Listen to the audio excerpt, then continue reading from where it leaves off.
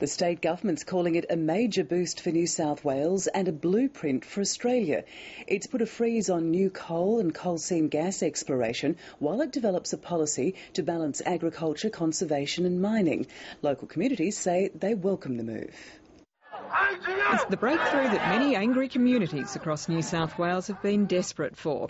A strategic policy to end bitter conflicts over competing land uses. You can't just go mining areas unless you've actually looked at the agricultural impacts, the aquifer impacts, and this government is absolutely serious about making sure the balance is struck. Now there's a 60-day moratorium on the granting of new coal, coal seam gas and petroleum exploration licences, which allow up to 5 years of pilot production. We think it's a great step forward. 70% of the state is currently under exploration or mining or coal seam gas licence. All new extraction applications will need to provide an agricultural impact statement and meet aquifer interference regulations. And stakeholders, including agriculture, conservation, local communities and Aboriginal groups, will advise on the policy's development and implementation. But they're all wondering about the timeline.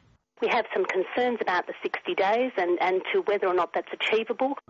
Conservationists want an indefinite moratorium until the full impact of new extraction practices is understood. So what we've seen throughout the state is rampant development, unchecked, widespread environmental damage. The minerals and energy industry is concerned about the timeline for different reasons.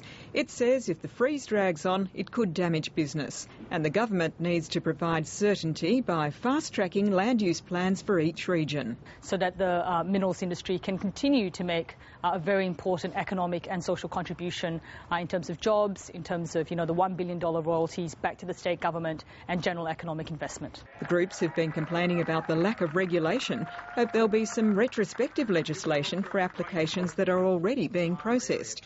But the state government is giving no indication that it will consider that step. Deborah Rice, ABC News.